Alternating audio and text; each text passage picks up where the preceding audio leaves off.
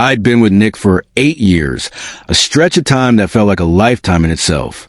We'd woven our lives together through love, arguments, quiet moments, and a kind of commitment that doesn't always need a ring to prove it. At least, that's what I told myself. I was 25 when we met, fresh out of college, wide-eyed and optimistic, and he was 27, charming with a quick laugh that made me feel like the only person in the room. We moved in together after a year, renting a small apartment with creaky floors and a view of a brick wall, but it was ours. I loved him deeply, even when we clashed over the future. He was ambivalent about marriage, always saying someday with a shrug, while I dreamed of a day when we'd stand together and say vows.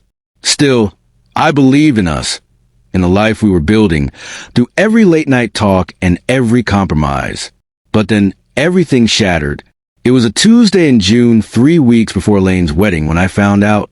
Elaine had been my best friend since high school, tall, sharp-witted, the kind of person who could talk her way into or out of anything. We'd shared secrets, cried over breakups, laughed until our sides hurt. I'd been thrilled when she got engaged to Mark, a kind, steady guy with a good job, and I was set to be her maid of honor. I'd spent months helping her plan, picking flowers, tasting cakes, adjusting her veil during fittings. So when I stumbled across the truth, it didn't just break my heart, it obliterated it. I was cleaning out the spare closet in our apartment, looking for an old pair of heels, when I found Nick's old phone tucked in a box of junk. It was dead, but curiosity got the better of me. I charged it, and when it flickered to life, I saw the messages, hundreds of them, stretching back over a year between him and Elaine. They weren't just flirtatious. They were raw, explicit, mocking me in ways I couldn't unsee.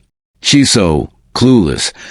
Elaine had written once, with a laughing emoji, "Think she's got forever with you," Nick replied.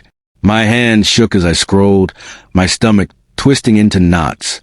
They'd been sleeping together behind my back, meeting up when I was at work or out of town, turned me into a punchline while I planned her wedding and cooked dinner for him. I didn't confront them right away. I couldn't. I sat with it for days, letting the betrayal sink in, replaying every moment I trusted them. The wedding loomed closer, and I wrestled with what to do. Part of me wanted to disappear, to pack a bag and leave without a word. But another part, the louder part, burned with rage. I couldn't let them get away with it, couldn't let them smile through her vows while I stood there, bleeding inside. So I made a choice. I'd wait until the wedding, until they thought they'd won, and then I'd rip the mask off. The day came, bright, warm, the kind of summer afternoon that should have been perfect. The ceremony was at a vineyard, rows of white chairs lined up under a canopy of vines, the air thick with the scent of roses and wine. I stood beside Elaine in my pale blue dress, smiling through gritted teeth as she said, "I do to Mark." She looked radiant, her white gown catching the sunlight, and Nick sat in the crowd, handsome in his suit, clapping like he hadn't spent the last year betraying me. I held it together until the reception, when the music started and the champagne flowed. Then, during the toast, I saw my chance. I stepped up to the microphone, my hands trembling but my voice steady.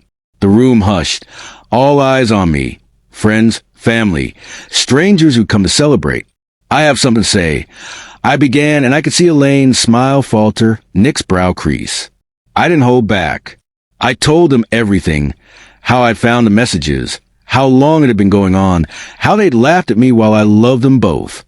Gasps rippled through the crowd, a few people whispering, others staring in stunned silence.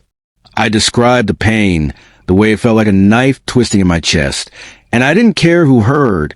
Elaine's face went white, her hands clutching the edge of the table, and Nick stood up, his jaw tight, but I kept going. "This wedding isn't a celebration," I said. "It's a lie." Then I dropped the mic and walked out, the sound of chaos erupting behind me. For a moment, it felt good, cathartic, even. I'd taken back some piece of myself, refused to let them bury me in their deceit. But the fallout came fast. Mark confronted Elaine right there, his voice shaking as he demanded the truth. She tried to deny it, but the damage was done. He left her that night, walking away from the reception and their future. Elaine's family turned on her too. Her parents, strict and traditional, were mortified by the public disgrace. I heard later that they cut her off financially, leaving her scrambling. She'd been unemployed for months.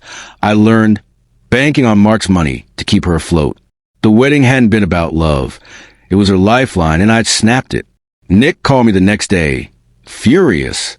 "You didn't just ruin her day, you ruined her life," he shouted over the phone.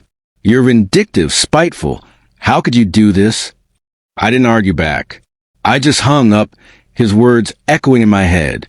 But then came the second blow. I found out our entire friend group had known. Texts leaked from mutual acquaintances, jokes about me, pitying glances I'd mistaken for kindness. They'd all been in on it, snickering while I planned brunches and movie nights. That hurt more than Nick and Elaine combined. The realization that I'd been surrounded by people who didn't care enough to tell me the truth. I cut them all out. Every single one. I blocked numbers, deleted social media, moved to a new apartment across town. A studio with big windows and no memories. It was lonely at first, waking up to silence instead of Nick's snoring, eating dinner alone instead of laughing with Elaine. But I needed it. I threw myself into work, taking on extra projects at the marketing firm where I'd been coasting for years. I started running, too, first just around the block, then miles at a time, the rhythm of my feet pounding out the anger. I dyed my hair, bought new clothes, rediscovered parts of myself I'd let fade. Slowly, the weight lifted. I wasn't just surviving, I was rebuilding. 2 years later, I was 35 and stronger than I'd ever been. My career had taken off. I'd landed a promotion, leading a team I respected, earning enough to save for a house. I'd met someone new, too. James, a quiet guy with warm brown eyes and a steadiness I hadn't realized I craved. We'd been dating for 6 months, taking it slow, but he talked about marriage like it was a promise, not a maybe. I liked that. I liked him. And I liked myself again, the woman who laughed at dumb jokes, who danced in the kitchen, who didn't need anyone else to define her worth. I heard through grapevine that Nick and Elaine had gotten married not long after the wedding fiasco, a desperate attempt to salvage something. It didn't last. They divorced within a year, torn apart by guilt or resentment or whatever else festers when trust is gone. People whisper about them sometimes, a cautionary tale of betrayal and bad choices. I didn't gloat. I didn't need to. I'd stood up for myself that day at the reception, crossed a line maybe, but I'd done it for me. The chaos I'd caused was theirs to carry, not mine. As I stood in my new life, looking out at a future I'd built from the ashes, I felt no regrets. Not for them, not for what they'd done, not for what I'd said.